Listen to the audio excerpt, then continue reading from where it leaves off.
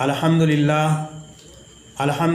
रब्बिल आलमीन वस्सलातु वस्सलामु अला रसूलिहिल करीम व अला आलिहि व सहबिहि अजमाइन व मन तबिअहुम बिइहसान इला यौमिद्दीन अम्मा बाद। आज का उन्वान है बीमारों के हुकूक। तंदुरुस्ती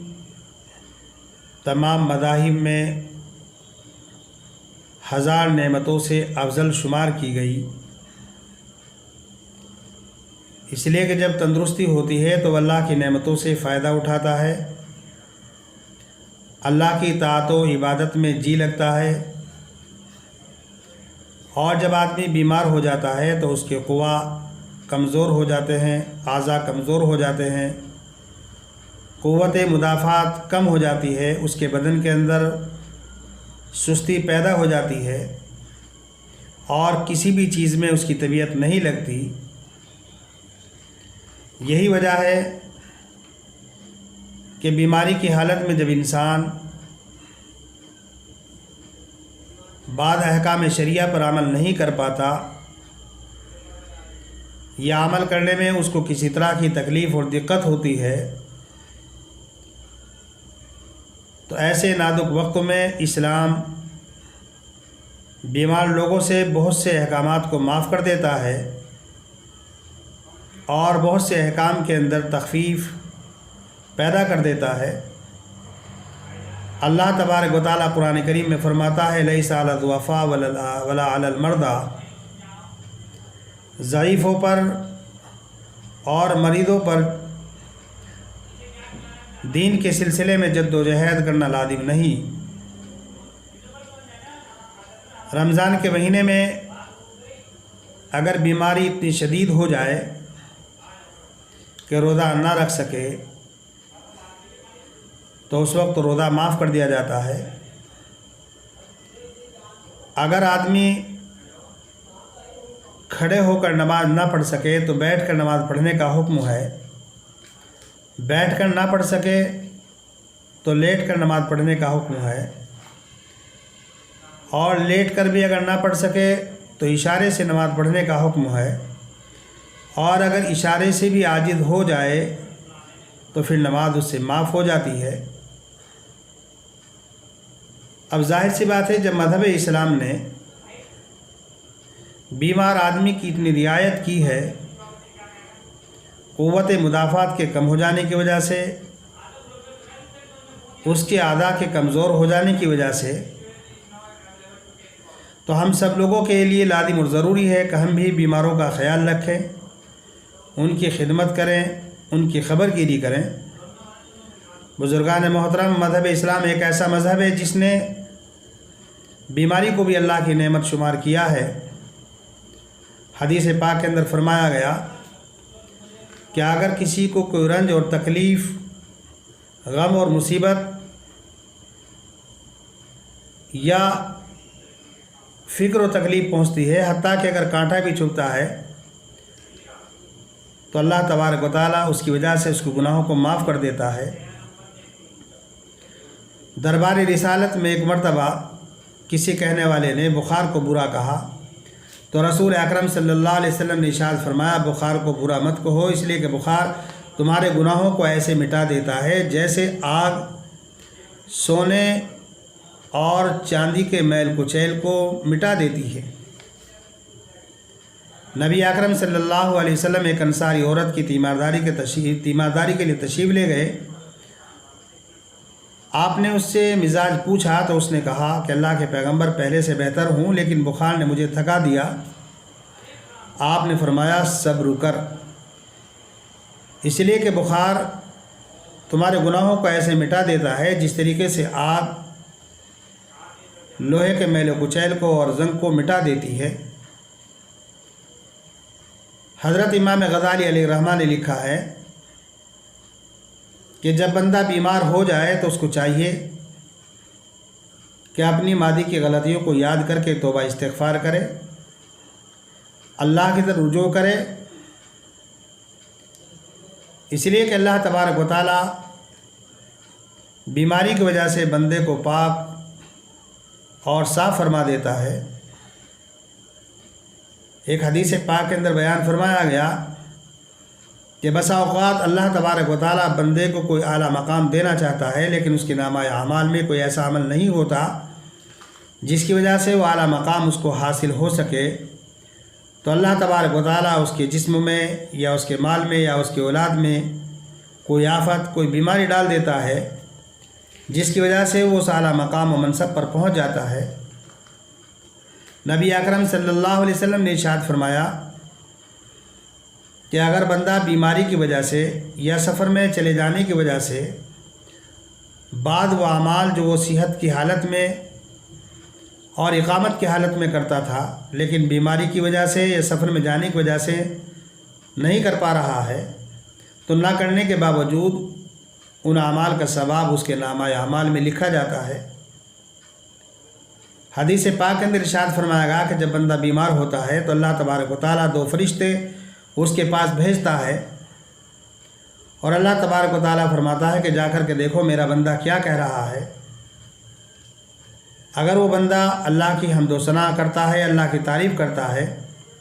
تو فرشتے اللہ کے سامنے جا کر عرض کر دیتے ہیں کہ اللہ وہ تو تیری حمد و ثنا کر رہا ہے،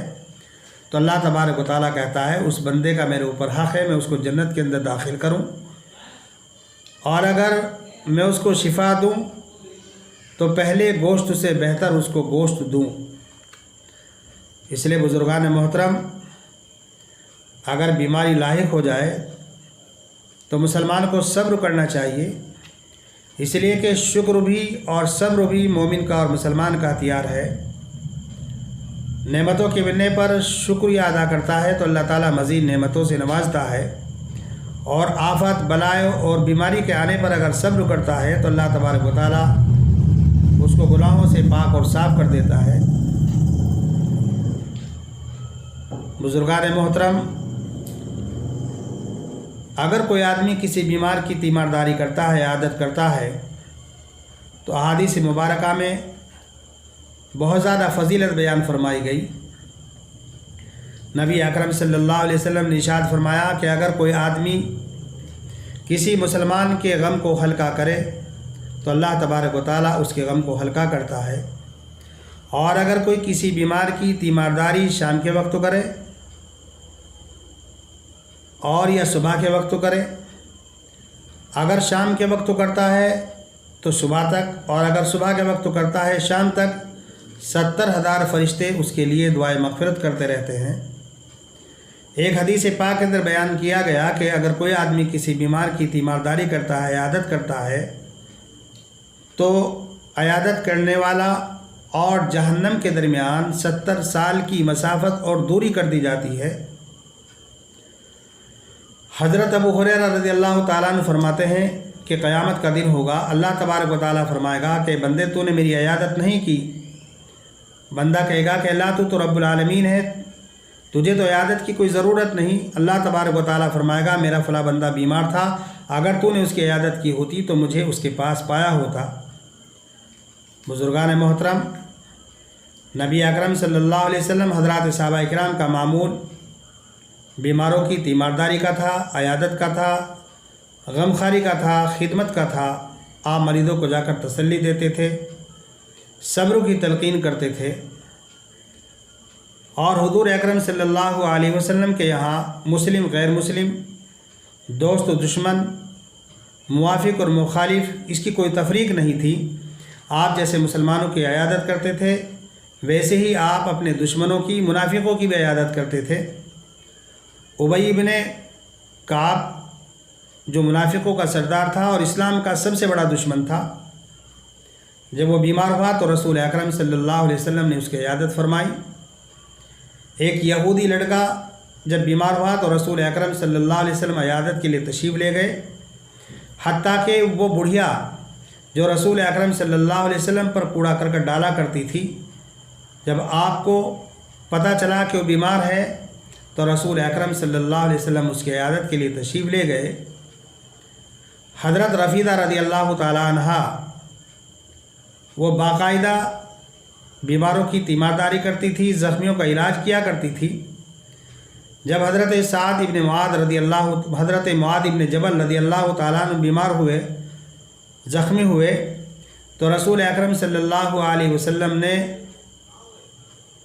ان کا خیمہ مسجد نبوی کے اندر لگوایا تاکہ ان کی تیمارداری کی جا سکے، ان کی عیادت کی جا سکے۔ اسلام کے اندر بہت ساری خواتین وہ تھی جو غزوے کے اندر مجاہدین کے ساتھ اس لیے جایا کرتی تھی کہ غزوے کے اندر، جہاد کے اندر جو حضرات زخمی ہو جایا کرتے تھے، وہ عورتیں ان کی تیمارداری کرتی تھی، ان کی مرہم پٹی کیا کرتی تھی۔ بزرگان محترم، یہ تیمارداری کرنا، عیادت کرنا باعث سعادت ہے۔ جب آدمی اپنے گھر سے عیادت کے لیے نکلتا ہے تو ایک فرشتہ آواز دیتا ہے کہ تمہارا آنا مبارک، تمہارا چلنا مبارک، اور تم نے جنت میں اترنے کی اپنی جگہ بنا لی۔ بزرگان محترم، اس لیے ہم لوگوں کے لیے لازم اور ضروری ہے کہ ہم بیمار لوگوں کی تیمارداری کریں، عیادت کریں۔ رسول اکرم صلی اللہ علیہ وسلم نے ارشاد فرمایا، مسلمان کے مسلمان پر 5 حقوق ہیں: سلام کا جواب دینا، بیمار ہو جائے عیادت کرنا، انتقال ہو جانے پر جنازے کے اندر شرکت کرنا، جب دعوت کی جائے دعوت قبول کرنا، اور چھینکنے والے کا جواب دینا۔ ایک روایت کے اندر آتا ہے کہ رسول اکرم صلی اللہ علیہ وسلم نے فرمایا، حضرات صحابہ کرام نے فرمایا کہ اللہ کے رسول نے 7 چیزوں کا حکم دیا، ان میں سے ایک بیمار کی عیادت بھی ہے۔ لیکن بزرگان محترم، عیادت کے سلسلے میں کچھ آداب ہیں، ان آداب کو ملحوظ خاطر رکھنا چاہیے۔ مثال کے طور پر، ہم مریض کے پاس ایسے وقت نہ جائے جو مریض کے اور مریض کے لواحقین کا آرام کا وقت ہو، اس لیے کہ اگر ایسے وقت میں ہم عیادت کے لیے جائیں گے تو ظاہر سی بات ہے ہم کو دقت اور زحمت ہوگی، تکلیف ہوگی۔ اور اگر مریض ہسپتال کے اندر ہے تو ہماری ذمہ داری یہ ہے کہ ہسپتال والوں نے ملاقات کا جو وقت طے کیا ہے اسی وقت عیادت کی جائے، اور اس کے علاوہ دیگر اوقات میں جانے کی کوشش نہ کی جائے۔ تیسرا ادب یہ ہے کہ مریض کے پاس زیادہ دیر تک نہ بیٹھا جائے اور اس کے پاس بیٹھ کر شور نہ مچایا جائے۔ ہاں، یہ کہ مریض ہی یہ چاہتا ہے کہ آپ اس کے پاس دیر تک بیٹھیں اور کوئی مانع شرعی موجود نہ ہو تو بات دیگر ہے۔ اور اگر بیمار کی سختی آپ محسوس کریں تو بیمار کے سامنے اس سختی کو ظاہر نہ کریں۔ دوسرے بیماروں کا تذکرہ اس کے سامنے ہرگز نہ کریں، اور اس کو دوسرے ڈاکٹروں کا اور دوسری دوائیوں کا مشورہ ہرگز نہ دیں۔ اس کے پاس جانے کے بعد اس کی پیشانی پر یا اس کے ہاتھ پر ہاتھ رکھ کر اس کے لیے دعا کریں، دعا پڑھیں، اور اس سے اپنے لیے بھی دعا کرائیں، اس لیے کہ مریض کی دعا فرشتوں کی دعا کے مانند ہوتی ہے۔ اگر آپ کوئی چیز کھانے پینے کی لے کر کے جا رہے ہیں یا اس کے پاس پہلے سے کوئی چیز رکھی ہوئی ہے تو مریض کو کھانے پر مجبور نہ کریں، آپ اس کے فوائد نہ بتائیں۔ ہو سکتا ہے کہ مریض کی طبیعت کھانے کو نہ چاہ رہی ہو۔ مریض کو بھی چاہیے کہ دوا دارو کرے، اپنا علاج کرائے، اور ڈاکٹر جن چیزوں کے استعمال سے منع کرے ان چیزوں سے باز رہے، پرہیز کرے، اس لیے کہ پرہیز کرنا بھی سنت ہے۔ روایت کے اندر آتا ہے، حضرت ام منذر رضی اللہ تعالیٰ عنہ فرماتی ہیں کہ نبی اکرم صلی اللہ علیہ وسلم میرے پاس تشریف لائے۔ حضرت علی رضی اللہ تعالیٰ عنہ بھی ساتھ تھے۔ میں نے حضور اکرم صلی اللہ علیہ وسلم کی خدمت بابرکات میں کھجور پیش کی۔ حضرت علی رضی اللہ تعالیٰ عنہ نے بھی کھانے کے لیے ہاتھ بڑھایا تو رسول اکرم صلی اللہ علیہ وسلم نے منع فرما دیا اور یہ کہا کہ تم ابھی بیماری سے ٹھیک ہوئے ہو، تمہارے لیے ان کا کھانا مناسب نہیں۔ حضرت ام منذر رضی اللہ تعالیٰ عنہ فرماتی ہیں کہ میں نے حضرت علی رضی اللہ تعالیٰ عنہ کے لیے جو اور چقندر کا ایک ملیدہ تیار کیا اور وہ پیش کیا تو رسول اکرم صلی اللہ علیہ وسلم نے حضرت علی سے فرمایا، یہ کھاؤ، یہ تمہارے لیے نفع بخش ہے۔ حضرت عائشہ رضی اللہ تعالیٰ عنہ فرماتی ہیں جب ہمارے گھر میں کوئی بخار میں مبتلا ہوتا تو اس کے لیے ہریرا تیار کیا جاتا جس کو گھونٹ گھونٹ کر کے پیا جاتا۔ رسول اکرم صلی اللہ علیہ وسلم ارشاد فرماتے ہیں کہ یہ تمہارے لیے تمہارے غم کو دور کرے گا اور تمہارے دل کو قوت دے گا۔ اس لیے حضرات علماء نے فرمایا کہ بیماری کے اندر پرہیز کرنا بھی سنت ہے۔ البتہ اگر بیمار کسی چیز کے کھانے کی خواہش ظاہر کرے تو ہم لوگوں کو چاہیے کہ اس کا انتظام کیا جائے، بشرطے کہ ڈاکٹر نے اس چیز کے کھانے سے منع نہ کیا ہو اور وہ چیز مریض کے لیے نقصان دہ نہ ہو۔ حضور اکرم صلی اللہ علیہ وسلم ایک بیمار کے پاس تیمارداری کے لیے گئے۔ حضور اکرم صلی اللہ علیہ وسلم نے پوچھا تمہاری طبیعت کسی چیز کو چاہتی ہے؟ اس نے کہا کہ گندم کی روٹی کو میری طبیعت چاہتی ہے، تو رسول اکرم صلی اللہ علیہ وسلم نے ارشاد فرمایا کہ اس کے لیے گندم کی روٹی کا انتظام کیا جائے۔ بزرگان محترم، ہم سب کے لیے لازم اور ضروری ہے کسی بھی کام کو کرنے سے پہلے وہ چیز کے آداب کو سیکھ لینا لازم اور ضروری ہے۔ آداب کے ساتھ کسی چیز کو کیا جائے گا تو اس کا نفع بخش زیادہ، وہ چیز زیادہ نفع بخش ہوگی، اور اگر ہم آداب کا لحاظ نہیں رکھیں گے تو بجائے فائدے کے نقصان ہوگا۔ بزرگان محترم، آج اتفاق یہ ہوا کہ ہمارے رفیق محترم حضرت قاری زاہد حسن صاحب جامعی محقق مدرسہ اشاعت الاسلام زینبیہ ہسپتال میں بھرتی ہیں۔ تمام حضرات سے دعا کی درخواست ہے کہ اللہ تبارک و تعالیٰ ان کو صحت کاملہ، شفا عاجلہ دائمہ مستمرہ عطا فرمائے۔ تو ان کی عیادت کے لیے جانے کا اتفاق ہوا، لیکن وہاں دیکھا گیا کہ بہت سارے لوگ تھے اور ڈاکٹروں کے منع کرنے کے باوجود بار بار ان کے پاس لوگ جا رہے تھے۔